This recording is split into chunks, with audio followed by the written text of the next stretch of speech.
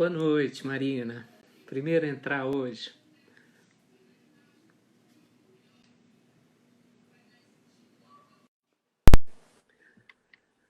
Boa noite para todo mundo que está chegando. Fala, Flávio. Oi, Júlio, tudo bem? Tudo Boa bom? noite, tudo Boa bom? noite. Tudo bom. O Legal, pessoal está entrando aos poucos. tá. Tô me acertando aqui com o equipamento. Tá dando para me ver bem aí? Tá tranquilo? Tá, tranquilo. É. Ana não perde uma das nossas transmissões. A Opa, Mirtz, amiga de 400 anos. Muita gente chegando aí.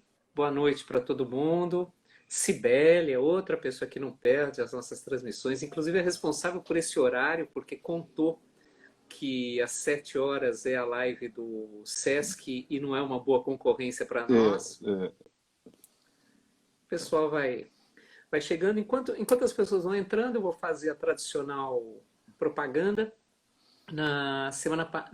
Ontem, né? Ontem, porque a semana são duas lives. Ontem tivemos a entrevista da Ana Paula Tavares Magalhães, que já está lá no IGTV, e nos próximos dias vai para o YouTube e para o Spotify.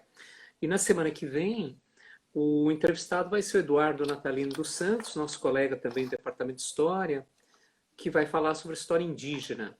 A diferença que vai acontecer na semana que vem é que o Eduardo tem, por questões pessoais, essa dificuldade de conexão que às vezes a gente enfrenta, ele não pode fazer entrevistas às 8 horas, então na semana que vem vamos excepcionalmente, quinta-feira, fazer a live da Revista de História às 20 horas.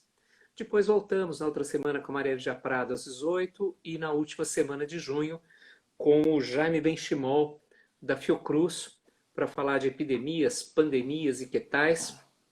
E assim nós encerramos a programação de junho. O pessoal continua entrando, já estamos chegando aí perto dos 50 participantes. Mais uns minutinhos, mais 3 minutinhos, 6:05 em ponto, a gente começa o bate-papo sobre futebol, esportes, nesses tempos de pandemia.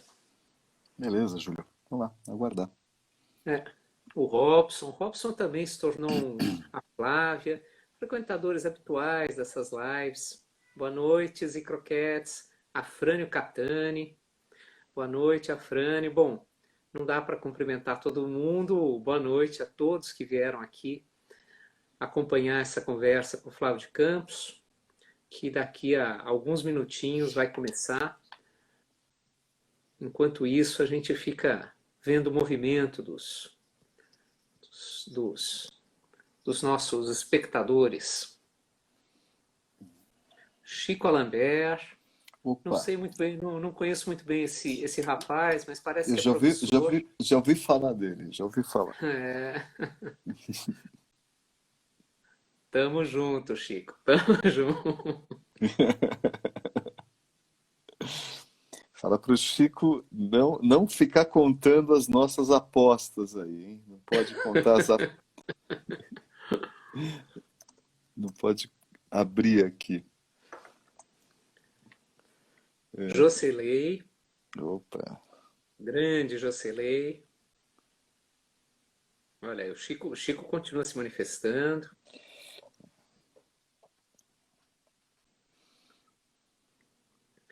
Mais um minutinho. E é surpreendente o Chico estar aqui, né? Porque não é partida de Libertadores. Normalmente os São Paulinos não costumam aparecer, né? Quando não é de Libertadores. Mas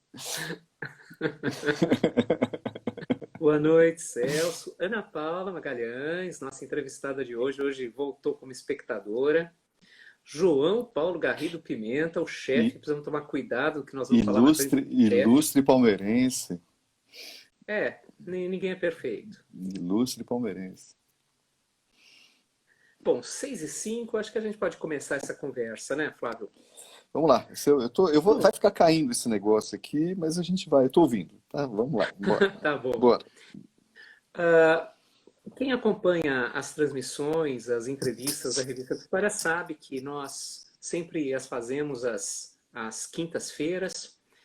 E, no entanto, os episódios do final de semana passado fizeram com que, nas nossas conversas cotidianas, o Flávio levantasse a possibilidade de dar uma entrevista que a gente já tinha pedido para ele ainda não tinha topado, dar uma entrevista sobre os movimentos do futebol, tanto internamente, as disputas de campeonatos, etc., como o seu vínculo com questões políticas.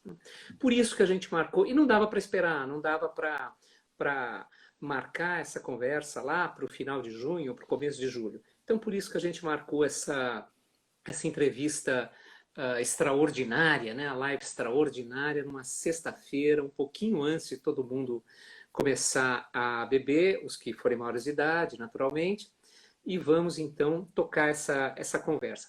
Só fazer uma observação antes de fazer a primeira pergunta ao Flávio.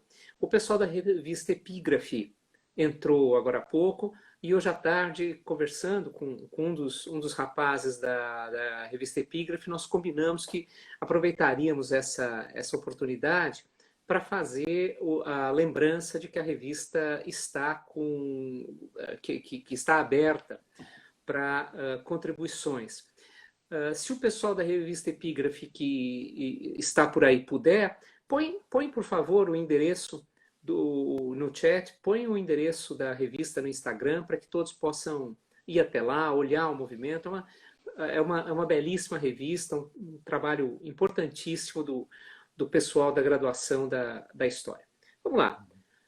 Flávio, primeiro para falar do futebol jogado no campo, fala-se muito da possibilidade de haver uma volta dos torneios, seja dos campeonatos regionais, seja do planejamento futuro do campeonato nacional. Na Europa já há alguma movimentação nesse sentido. Como está essa conversa? O que tem no horizonte para a volta do futebol em campo?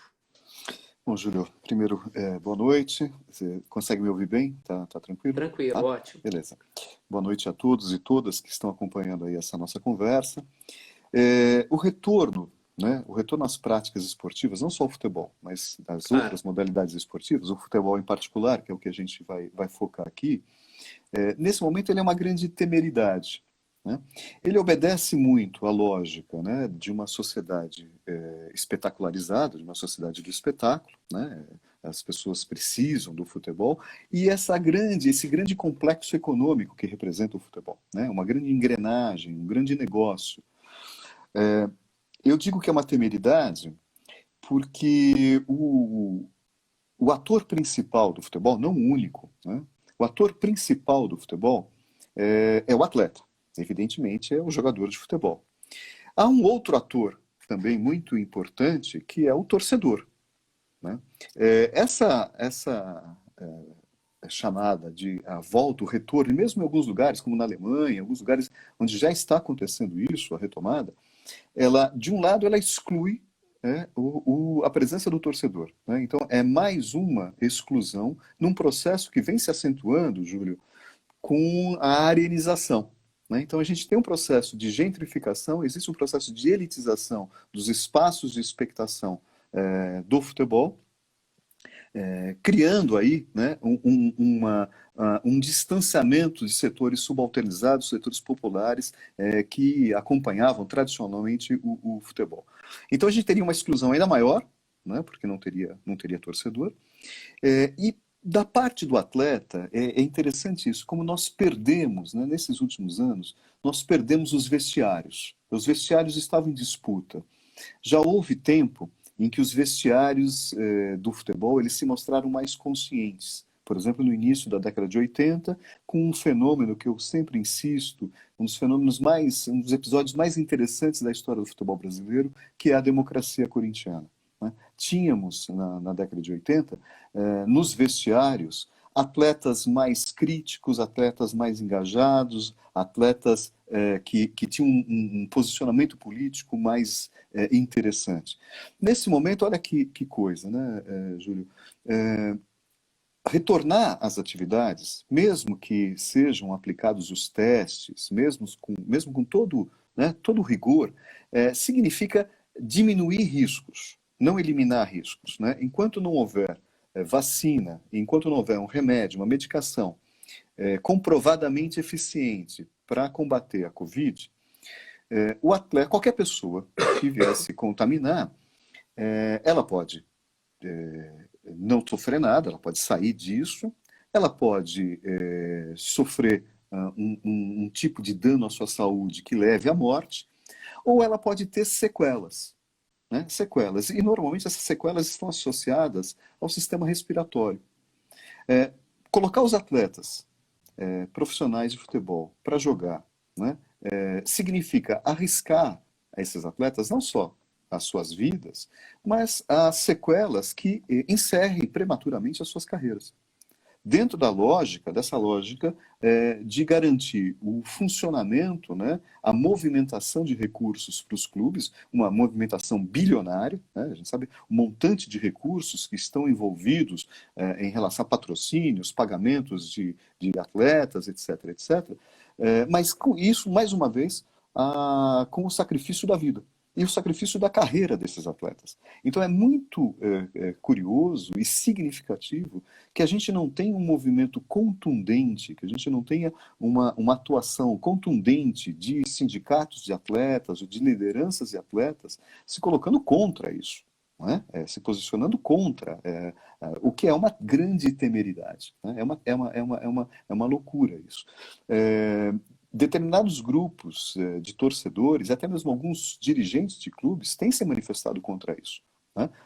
Que revela um pouco o mínimo, né, de serenidade num momento tão difícil, em que a serenidade é uma atitude que falta, né, que é escassa nesse momento aqui em que a gente está vivendo. Então, essa questão do retorno, mesmo que tomados todos os cuidados, ela é criminosa. Ela é criminosa. E ela aponta para pessoas que não têm, na verdade, apreço pelo futebol, têm apreço pelo negócio do futebol, que são coisas bem diferentes. Né? Claro. A lógica do futebol aí envolvida mesmo nos interesses econômicos que o futebol mobiliza, o futebol movimenta. A Tá Teixeira fez uma pergunta aqui que como você começou a estudar futebol, mas isso me fez lembrar que, ao contrário do que deve fazer um entrevistador, eu não apresentei o entrevistado no início. Não é? O Flávio é formado em História pela PUC e é professor de História Medieval no Departamento de História da USP.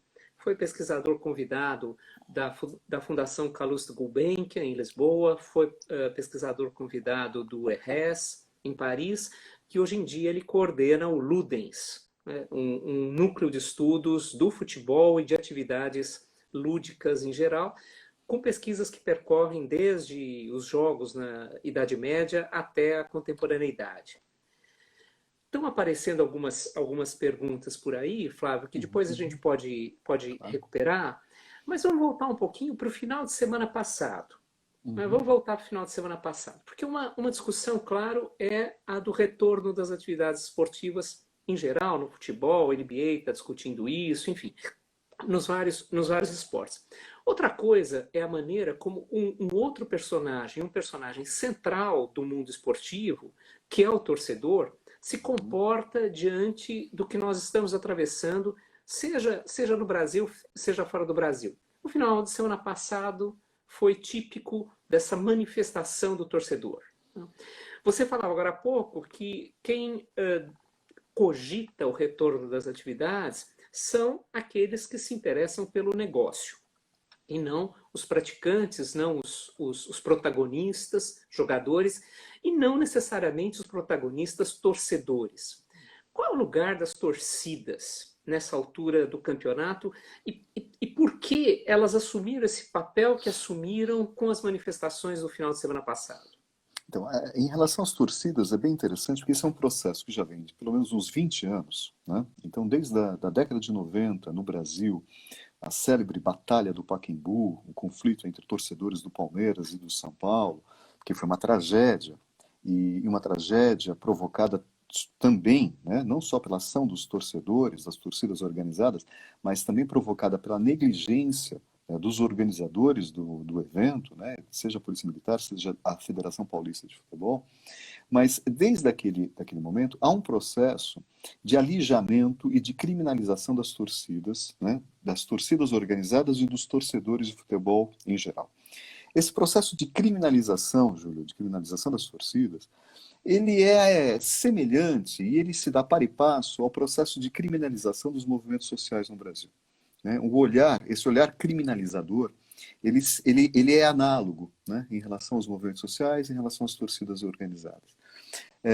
No caso das torcidas, ele visa justificar esse processo de elitização, né? Essa transformação dos espaços de expectação em espaços de setores privilegiados, né? O grande negócio que se montou em torno das arenas, né? Então, no lugar daquele estádio, aquele velho estádio de futebol, que nós tínhamos, de certa maneira, até uma representação da própria sociedade, né? Se a gente lembrar para o antigo Maracanã, que havia até a geral, então todos os setores da sociedade, todos os setores da sociedade estavam representados no Maracanã. Era possível, era acessível, né, que pessoas muito pobres, pessoas sem recursos, assistissem a partidas no estádio do Maracanã.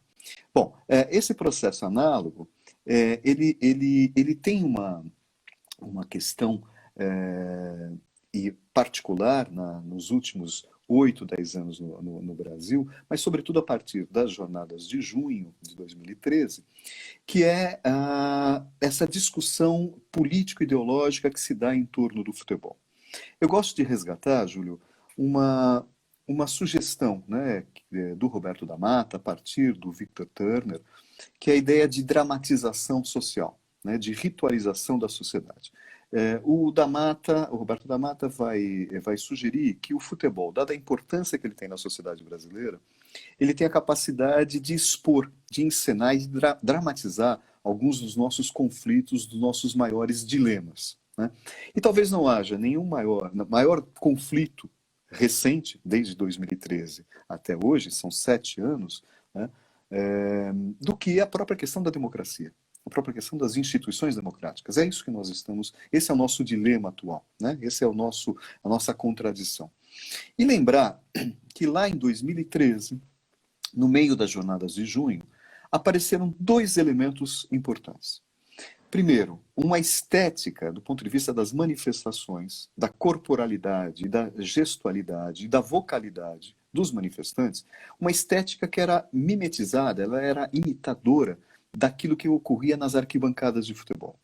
Então, muitos dos gritos, muitas das palavras de ordem, iniciadas lá pelo movimento Passe Livre, né, nas demandas lá sobre políticas públicas para a saúde e educação, elas tinham uma expressão que era semelhante, era análoga à expressão das multidões, das massas nas arquibancadas.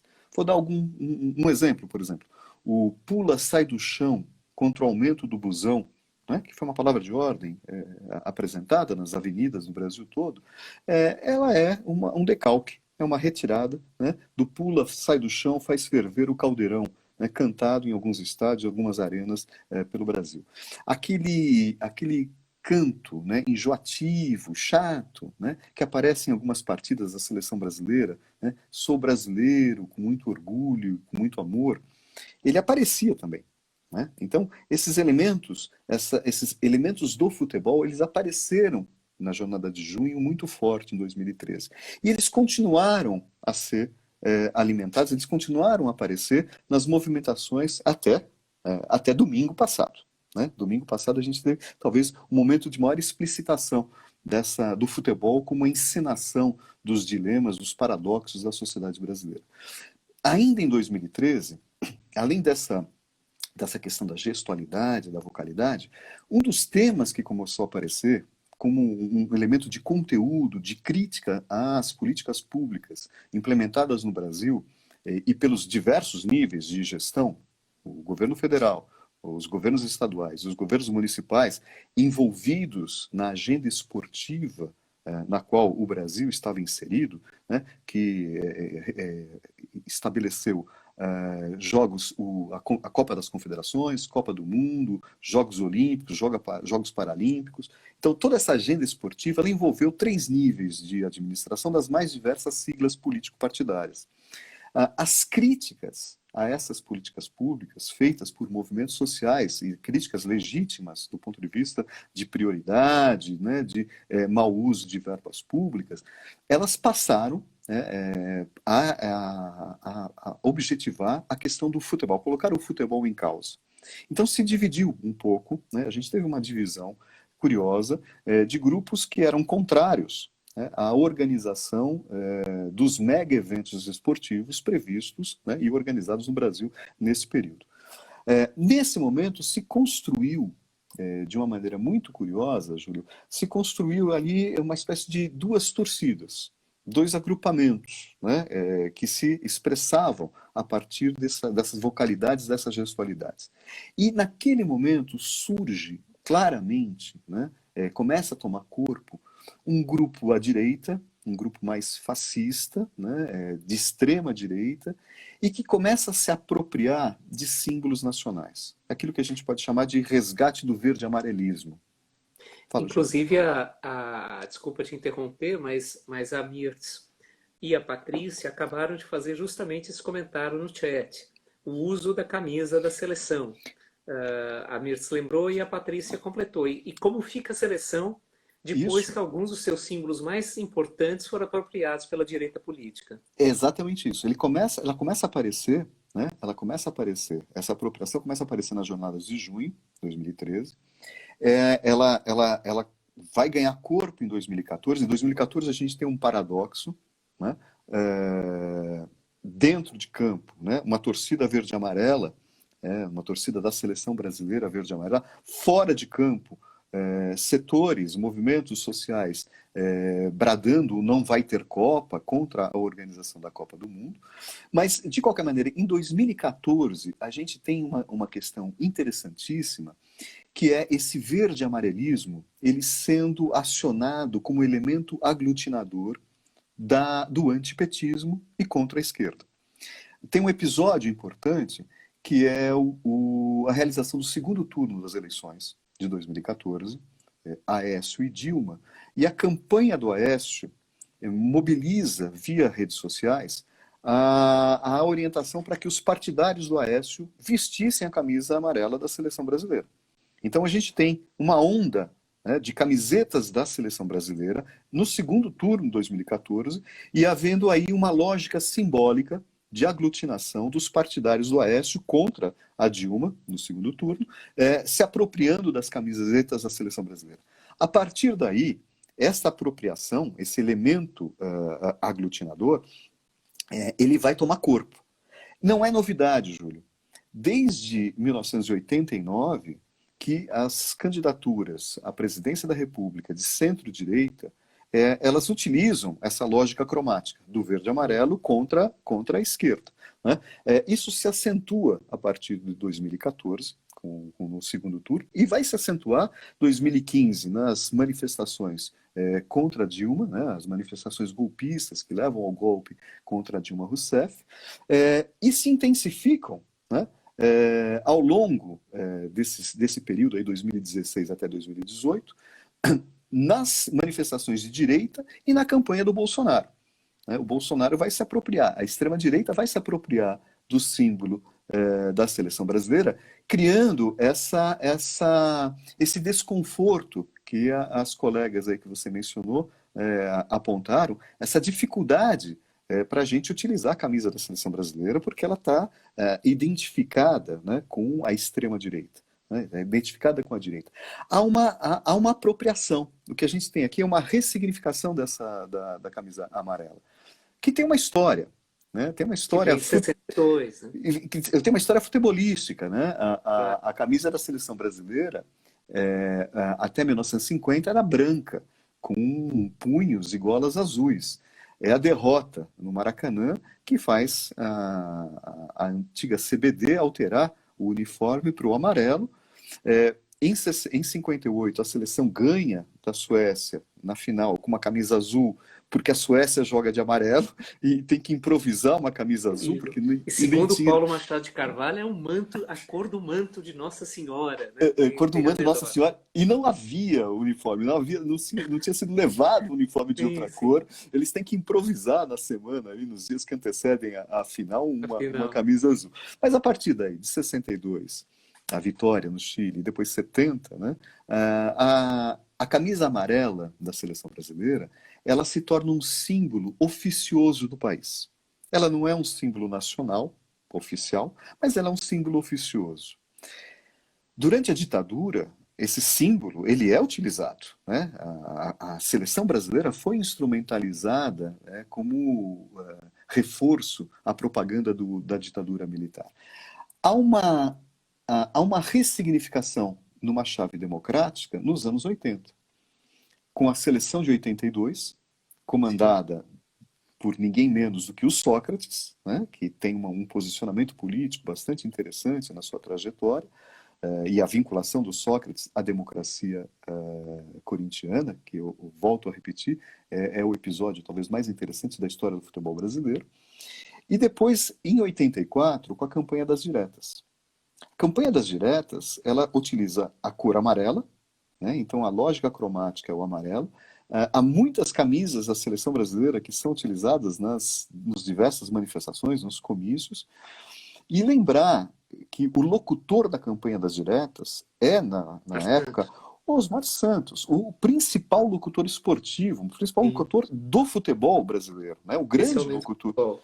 futebol. E aqui, sobretudo aqui no último comício, no comício do Vale do Anhangabaú, de 84, além do Osmar Santos, estão presentes os integrantes da democracia corintiana, né? Sócrates, Casagrande, Vladimir, Zenon, e o Sócrates fala, né? Ele Sim. discursa durante o comício. É interessante porque você tem uma reapropriação deste amarelo numa chave democrática, de refundação da República Brasileira, uma refundação democrática da República Brasileira, que também vai ser utilizada na campanha do Tancredo, mesmo Tancredo vencendo lá no colégio eleitoral por vias indiretas. Então, o que a gente tem? Essa camiseta, que eu queria falar para os colegas aqui que estão nos acompanhando, ela é um símbolo flutuante, ela é um operador cultural. É, é, como o futebol, eles podem ser utilizados numa chave de dominação, de exploração, mas também podem ser utilizados numa chave de transformação e de crítica. O que nós vimos no domingo passado, e espero que se repita, né, nesse próximo domingo no Brasil, o que nós vimos na Avenida Paulista é um retrato muito interessante de como o futebol se tornou um elemento, um ingrediente cultural que expressa essa polarização política no Brasil atual. De um lado, né, ali perto da Fiesp, as tradicionais camisetas da seleção brasileira, amarelas, né? E junto com as bandeiras do Brasil, e aí o símbolo nacional, o símbolo oficial, que é a bandeira, e aí os grupos fascistas, né? Os integrantes aí de diversos grupos fascistas, propalando uma identidade geral, né? Essa identidade sou brasileiro, que é um apelo acionando sentimentos, acionando afetos da identidade nacional. Um símbolo poderoso. Né? É difícil, né, debater e questionar o patriotismo. Né? E esse patriotismo ele vem envolto em práticas absolutamente antipatrióticas, né? Práticas distorcidas até do próprio sentimento dos interesses nacionais. Mas não importa. Aquele grupo vestido com a camisa, né, com camisetas da seleção brasileira, na sua grande maioria, propala uma identidade nacional homogênea, né, e autoritária. Então é a ideia, nós somos brasileiros, né, e busca inimigos internos, na lógica mesmo da própria Constituição do Estado brasileiro. Né? O Estado brasileiro, em vários momentos da sua história, ele tentou identificar os seus inimigos externos. Nesse momento, recorrendo a esse mesmo expediente retórico que esses grupos de extrema-direita se apresentam. E com um projeto né, Júlio, um projeto explicitamente, um projeto de ditadura, né, um projeto defendendo a ditadura, defendendo uma ruptura institucional, no sentido de fortalecer o executivo, né, ameaçando fechar ou interferir no Supremo Tribunal Federal e ameaçando fechar Congresso Nacional e prender governadores. Né? Então, e fechar partidos e perseguir opositores, perseguir a esquerda. Então, o projeto que está sendo veiculado por esses partidários, né, da direita, que vestem a camiseta da seleção brasileira, é um projeto que ele articula esses dois elementos. A identidade nacional numa chave autoritária com um programa de golpe, de implementação da ditadura militar. E olha só que interessante, Júlio. Do outro lado da Paulista, o que a gente viu? Né? No domingo retrasado,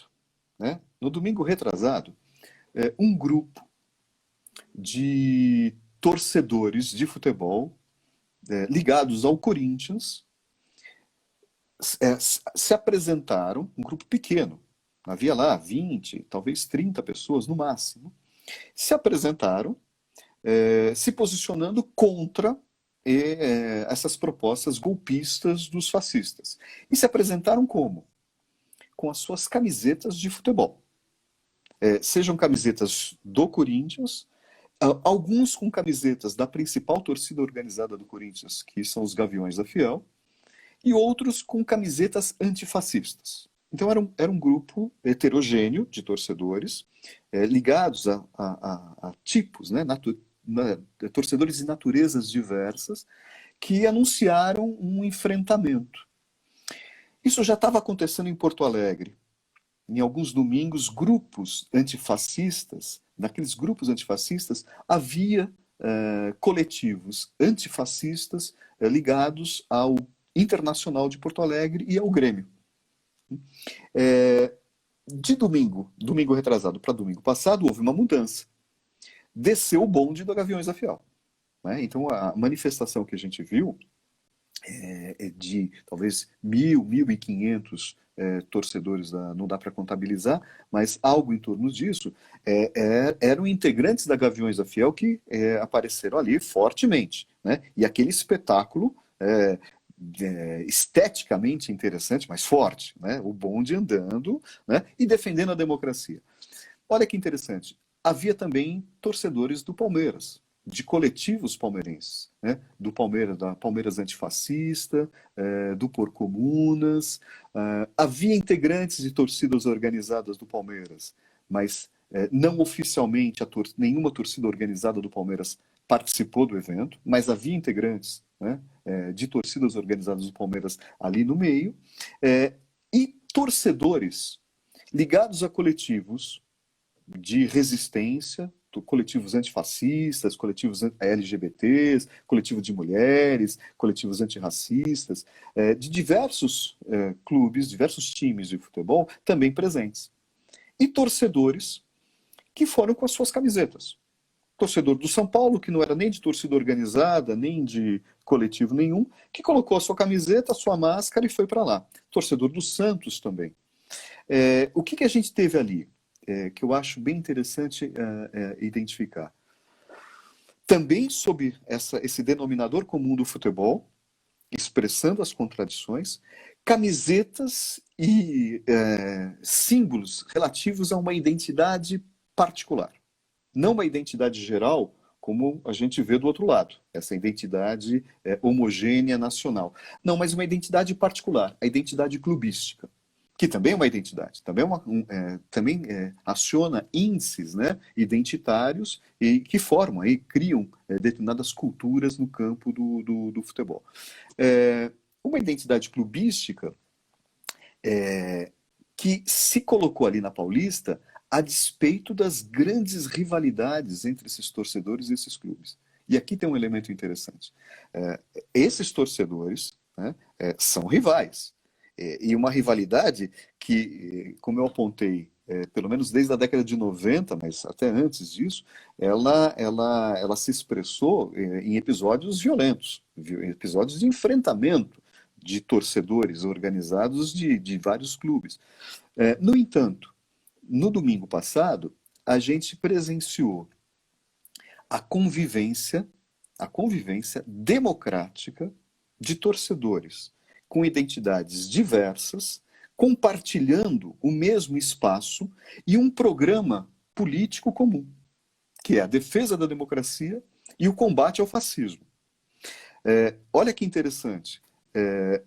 A gente tem aqui a diversidade, a gente tem a heterogeneidade, o que a Liga, ao contrário dos agrupamentos fascistas que estavam com a camiseta verde e amarela, que propalavam uma homogeneidade autoritária, aqui a gente tinha uma diversidade democrática, comprovável pela convivência, pela presença, pela participação, né, de grupamentos, na sua imensa maioria, de corintianos, que viram torcedores com camisetas de outros clubes e que não saíram distribuindo pancada, agredindo esses torcedores. Muito pelo contrário. A despeito das rivalidades clubísticas, né, a construção na prática de uma plataforma e um programa de democracia pelo futebol. É bem curioso, Júlio, porque talvez uma das nossas maiores aflições nesse momento é a dificuldade de a gente passar, né? Aqueles que defendem a democracia no Brasil, aqueles que se incomodam com as ameaças, se incomodam de verdade, com os riscos que as instituições democráticas, que o Estado de Direito no Brasil estão correndo, a nossa dificuldade de superar determinadas diferenças no campo político. Estou pensando no campo político partidário, estou pensando no campo dos movimentos sociais, do movimento sindical. Né? Então, a nossa dificuldade de articulação, né, e de construção de um programa, um programa antifascista, né, que me parece que é a pauta, né, a grande questão hoje para nós, é a construção de um programa antifascista, a dificuldade que a sociedade civil tem e os partidos políticos têm tido, e as lideranças políticas, e eu não estou pensando só as lideranças de esquerda, também estou pensando nas lideranças de centro, as lideranças de centro-direita, a dificuldade em construir e superar animosidades, rivalidades, ressentimentos, problemas de disputas políticas recentes, em nome da democracia. Né? E perceber que existe aí um risco muito grande, que é a implementação de uma ditadura fascista, de um Estado mais policialesco ainda no Brasil. Olha que interessante, no vácuo disso, enquanto a gente está nesses 2 meses e pouco de isolamento social, nós estamos nos amargurando com isso, né? Esperando, a cada dia a gente espera nas redes sociais, na imprensa, a gente espera uma notícia boa. Né? A gente espera uma notícia boa que faça, bom, quando é que a gente vai conseguir uma articulação para derrubar o Bolsonaro? Né? Quando é que a gente vai conseguir uma articulação para evitar o risco de um golpe fascista? No vácuo disso, Júlio, então, olha que interessante, na incapacidade momentânea, e eu acho que é uma incapacidade momentânea, eu sou otimista, eu espero que a gente consiga superar isso, mas diante da incapacidade momentânea da gente conseguir articular isso, as torcidas, né, aquelas criminalizadas, aquelas que têm todos os estereótipos, né, de que são os trogloditas, os brucutus, né, gente que tem que ser presa, as torcidas que têm que ser eliminadas, têm que ser banidas, as torcidas dão um exemplo, né, na prática, né, de capacidade de convivência democrática com as suas diferenças, que são bastante grandes, bastante profundas, em função de todos os conflitos que elas também têm, entre elas as vendetas, as histórias de vendetas que essas torcidas têm, inclusive com torcedores, com integrantes dessas torcidas que acabaram morrendo. Né? Então, nós estamos falando de coisas bem sérias aí do ponto de vista da convivência. Mas também eu acho que é muito bonito. A gente tem um momento histórico, domingo passado. Domingo passado a gente assistiu a um momento histórico, um momento importantíssimo. Não sei se isso vai vingar, né? Não sei se isso vai ter frutos, né? Vamos ver o que vai acontecer domingo agora. Há informações de diversos lugares no Brasil em que as torcidas vão sair, torcidas antifascistas, coletivos, torcidas organizadas, torcedores. eu não sei qual que vai ser o resultado disso, né? Parece que também movimentos sociais vão sair, partidos políticos também vão sair, né? Então, há uma série de estímulos para que domingo a gente tenha, a despeito da pandemia, a gente tenha uma certa movimentação social, que pode mudar um pouco o caráter disso. Pode ser, Júlio, que essa presença das torcidas tenha sido, para usar uma metáfora futebolística, pode ser que tenha sido só o pontapé inicial de um jogo que vai ser jogado em vários níveis, em vários campos, né? Inclusive no parlamento. Né? Todos os campos eles vão ter que ser campos de disputa. É, pode ser que não, pode ser que dê errado, a gente tenha uma repressão tremenda, infiltrados, e termine domingo, termine numa grande frustração. Mas, independentemente do que viesse construir no domingo, agora, daqui a 2 dias, o significado do domingo passado, né, por parte das torcidas, a representação disso, né, me parece muito positivo. Me parece muito positivo e significativo da cultura, da sociedade brasileira nesses últimos anos. Apareceram várias questões aí que retomaram aspectos de que você já tratou, e há um tema que foi recorrente em várias falas, que é uma volta, né? Quem levantou essa questão lá atrás foi o Max, que agora pergunta sobre os partidos, tal coisa, mas lá atrás o Max falou assim, bom, por que se perdeu o vestiário? Para usar a imagem que você usou lá atrás, lembrando, evocando a democracia corintiana, por que se perdeu o vestiário? E depois, em vários momentos, apareceram questões ligadas. Bom, muita gente falou das camisas, tal, coisas muito interessantes, mas ao fato de que os jogadores falam pouco. E será então que o momento que a gente está vivendo é que a arquibancada fala mais que os jogadores, porque os jogadores, por N motivos, querem ficar quietos, precisam ficar quietos, não manejam um repertório que lhes permita participar, como lá atrás o Sócrates, o Vladimir, o Casagrande, etc., participavam. Quer dizer, a voz, perdemos o vestiário, mas ganhamos a arquibancada.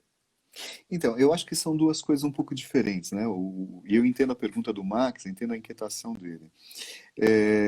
Eu acho que nós não ganhamos a arquibancada, setores da arquibancada não conseguem se manifestar na arquibancada. Ou porque estão excluídos nesse processo de gentrificação, de elitização, ou mesmo por causa da repressão que existe hoje nas arquibancadas. A dificuldade que a gente tem das diversas torcidas, dos diversos coletivos, em levar uma faixa de protesto para dentro das arenas, dentro dos estádios. Né? Então há um silenciamento e há uma vigilância muito grande da expressão política nas arquibancadas. Né? E é quase um paradoxo. Né? Se a gente lembrar, há uma foto icônica de 1979, numa partida Corinthians e Santos, em 79, que é aquela faixa anistia ampla, geral e restrita, que foi levada para o estádio, foi aberta no meio da Gaviões da Fiel e empunhada de um lado pelo Chico Malfitani e do outro lado pelo Antônio Carlos Fon.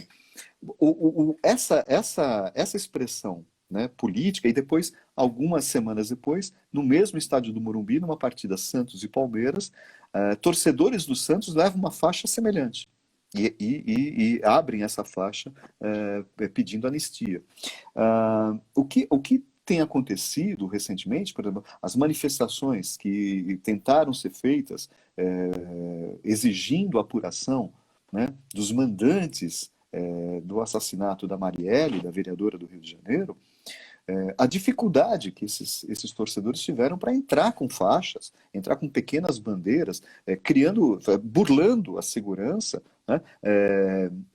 Construindo faixas com letras estampadas na camisa e depois se agrupando para poder dar o seu recado. Então, há uma repressão.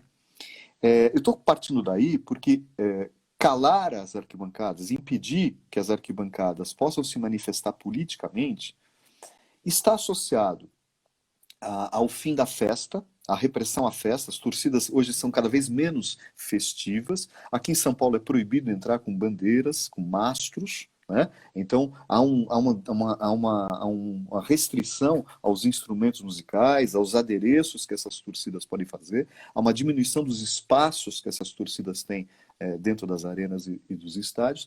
Junto com isso, junto com essa criminalização das torcidas, esse olhar estereotipado de que esses torcedores são todos violentos, aproveita-se isso para se cercear o direito legítimo de se posicionar politicamente, né? E apresentar essa massa torcedora, poder se apresentar politicamente.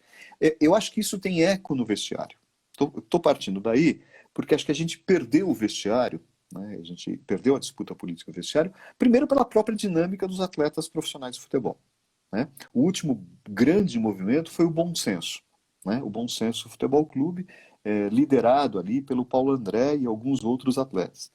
Acho que a gente tem um contexto de refluxo, um contexto mais conservador, e esses atletas, eles foram, de certa maneira, empurrados, né? Influenciados por essa cultura mais conservadora. Isso de um lado. Por outro lado, a gente não tem esse contraponto, né, das torcidas podendo sinalizar para esses atletas, né, determinadas questões contra o racismo, contra o machismo, contra a homofobia. Então, nesse aspecto, a gente tem uma espécie de bloqueio de comunicação. A única comunicação que a torcida consegue exercer com os atletas é no sentido da competição, da vitória, né? Essa vitória para essa lógica da competitividade. No entanto, nos últimos 2 anos, esses atletas eles se politizaram, sim. Eles se politizaram à direita. À direita. Foi, em 2018, foi muito triste, muito difícil acompanhar o Campeonato Brasileiro 2018 e assistir a comemorações de diversos atletas, né, que faziam gols e comemoravam fazendo arminha, a gestualidade ligada à campanha do Bolsonaro. É muito triste, é muito difícil acompanhar as declarações do goleiro Marcos do Palmeiras, que se tornou um extrema-direitista contundente, né? E a cada dia ele posta coisas horrorosas nas suas redes sociais. Então, Não a gente sabia disso. Sabia é, disso. é Mais muito uma ruim. prova de que o titular tinha que ter sido o Rogério Ceni, né? Que também não é muito diferente, né? Não é muito diferente do Marcos. Mas, assim, o que é interessante, a gente tem um contexto e faltam lideranças mesmo entre esses atletas, né, que consigam persuadir e contrapor, né, essa maré conservadora. E esse bloqueio, eu acho que esse bloqueio, do ponto de vista, as torcidas mais à esquerda, as torcidas antifascistas, os coletivos de resistência, não conseguirem espaços nas arquibancadas e não conseguirem se contrapor, né? E apresentar elementos que pudessem vir a interferir até no debate interno dos vestiários, né? Então, eu acho que tem um pouco isso, né? Nós perdemos por uma série de fatores, mas perdemos. Agora, nós não estamos nos vestiários, né? Nós estamos nas arquibancadas. Então, o nosso espaço de intervenção fundamental é como torcedores, né? E é lá que a gente tem que tentar atuar, tem que tentar construir algum tipo de intervenção. Só fazer uma observação a propósito de um comentário do Bruno. Claro, Bruno, é óbvio que, Bruno Jackson, é óbvio que aqui a gente sempre aceita as posições variadas e divergentes. A gente está justamente falando de democracia. Eu concordo com você que não é só a extrema-direita que usa a camisa amarela da seleção. Todos podem, inclusive já foi comentado no chat que há um movimento de atletas pela democracia, atletas pela liberdade, que busca a reapropriação da camisa amarela. O Flávio falava, na verdade, da construção de um símbolo, da apropriação de um símbolo e do uso político desse símbolo.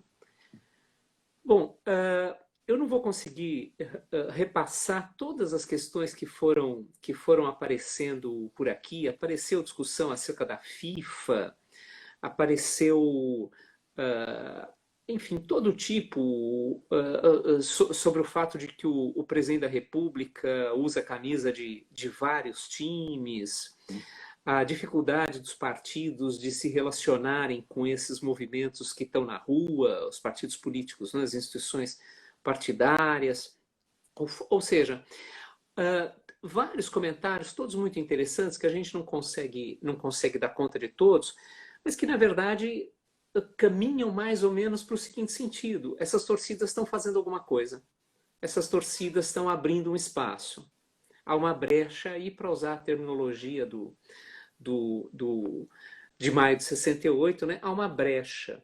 Se essa brecha vai ser aproveitada ou não, ainda não dá para saber, né?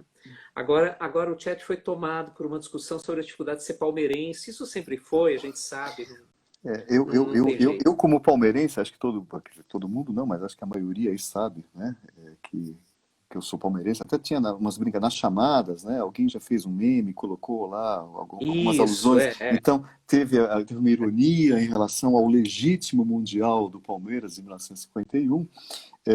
Então, aos palmeirenses e aos não palmeirenses, eu estou vendo que aqui começa a entrar uma discussão do Rogério Ceni e tal. É com muita tristeza que eu vou me referir ao Marcos, né, porque, indiscutivelmente, como atleta, como jogador do Palmeiras, ele é um atleta respeitadíssimo, né? No entanto, né, as posições políticas dele recentes são, na minha avaliação, deploráveis. E eu fico particularmente à vontade para me referir a isso, porque eu olho com uma inveja, né? Uma inveja bacana, mas uma inveja a presença de determinados atletas de outros clubes, de outras agremiações, que não do Palmeiras. O Rogério Ceni, sim, o Rogério Ceni tem até um posicionamento, não é como o Marcos, eu fiz uma brincadeira aqui, mas o Rogério Ceni não é um raí, né? Eu acho que se a Sim. gente quiser lembrar de um atleta e que agora é dirigente e que está tendo um posicionamento bastante consequente, vamos lembrar do Raí, né? Neste momento aqui, o Raí está comprando uma briga importantíssima. E é exatamente um atleta, um ex-atleta e dirigente como o Raí que tem condições de interferir nos vestiários. É exatamente um posicionamento como o do Raí. Então, Sim. eu vou invejar o fato de que o Raí se coloca dessa maneira e vou lamentar, porque eu adoraria estar falando aqui do Marcos, adoraria estar dizendo aqui que o Marcos é o cara que está se posicionando pela democracia, além de ser um um dos grandes goleiros da história do Palmeiras, não é o único grande goleiro, né? As pessoas têm que lembrar o Valdir, têm que lembrar o próprio Leão, né? Leão, Leão. O Valdir e o Leão são grandes goleiros, mas assim, o Marcos é extraordinário goleiro do Palmeiras. No entanto, esse lado, a gente está pensando, né? A minha reflexão, eu falo isso sempre para os alunos, tem muitos alunos aqui, muitos ex-orientandos que estão conversando aqui.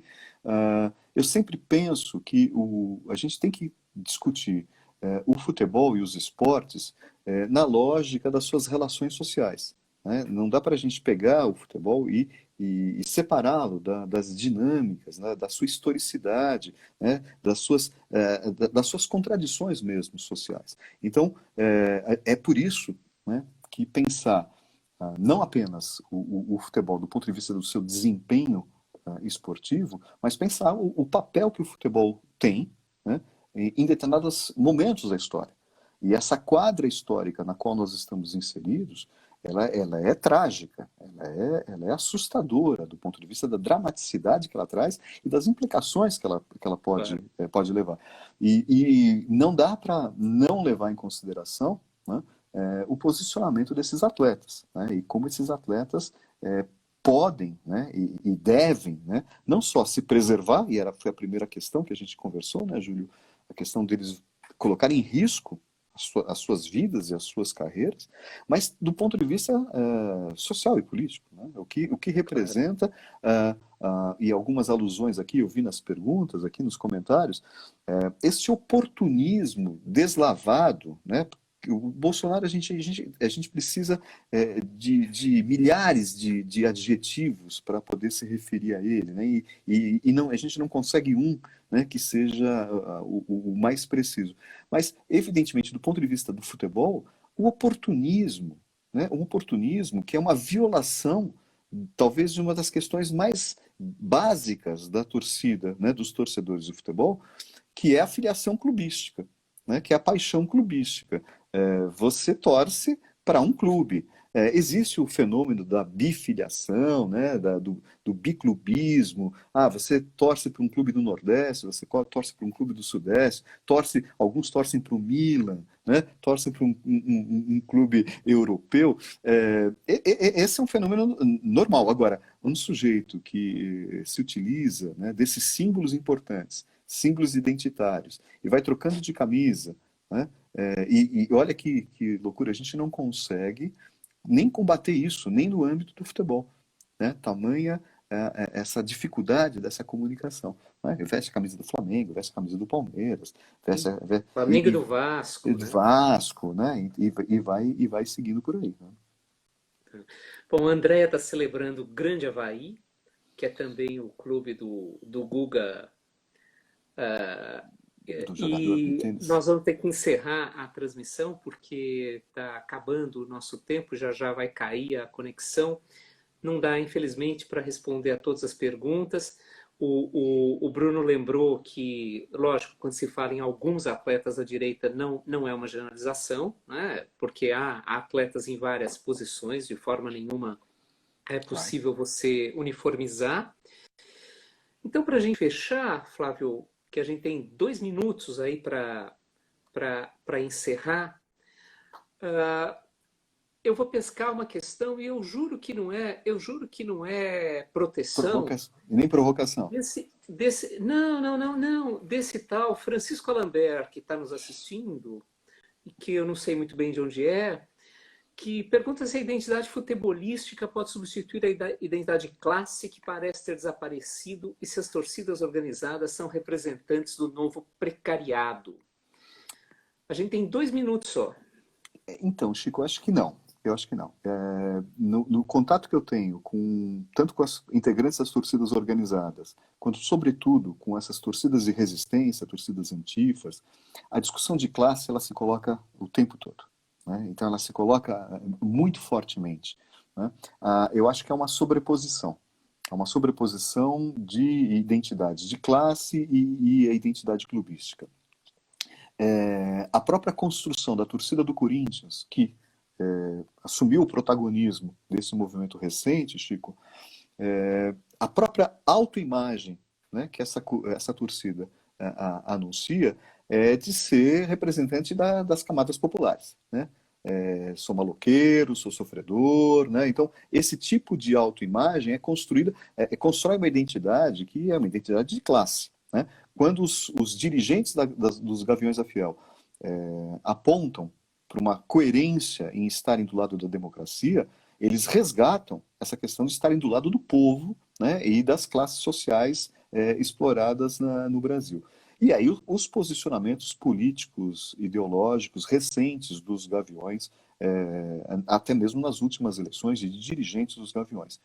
Agora, para fechar, Júlio, e essa conversa com o Chico a gente retoma, eu acho que é bastante interessante, eu acho que é interessante pensar no domingo, né? E deixar aqueles que não se sentirem à vontade para irem, por várias razões, né? Desde o risco de enfrentamento com a polícia, até o risco de disseminar ainda mais a pandemia, porque é uma aglomeração, há uma campanha que está sendo veiculada no Brasil, em várias cidades do Brasil, que é manifestar apoio a essas ações que vão ocorrer no domingo, colocando uma bandeira do seu clube na janela da sua casa, né? É uma maneira da gente construir uma diversidade no âmbito do futebol, uma diversidade e na luta pela democracia. Então, sugeriria aí àqueles que acompanharam e que gostaram que aderissem, né? E se não puderem ir às manifestações no domingo, colocassem uma bandeira do seu clube, né, na janela, mostrando. É uma maneira reversa, Júlio, daquilo que foi feito com a bandeira brasileira durante esses anos todos aqui de ofensiva da extrema-direita, né? Colocavam as bandeiras brasileiras nas janelas. Maravilha. A gente tem 30 segundos, agora 28. A Juliana, a Ana, o Robson, todos pediram que você volte, Flávio, para outro bate-papo desse. Vamos agendar isso. Agradeço demais por você. Eu que Lembro para agradeço, todo Júlio. mundo, antes que caia a nossa conexão, que na semana que vem, 8 da noite, na quinta-feira, o Edu Natalino virá conversar conosco. Boa noite, Marli, boa noite a todo mundo.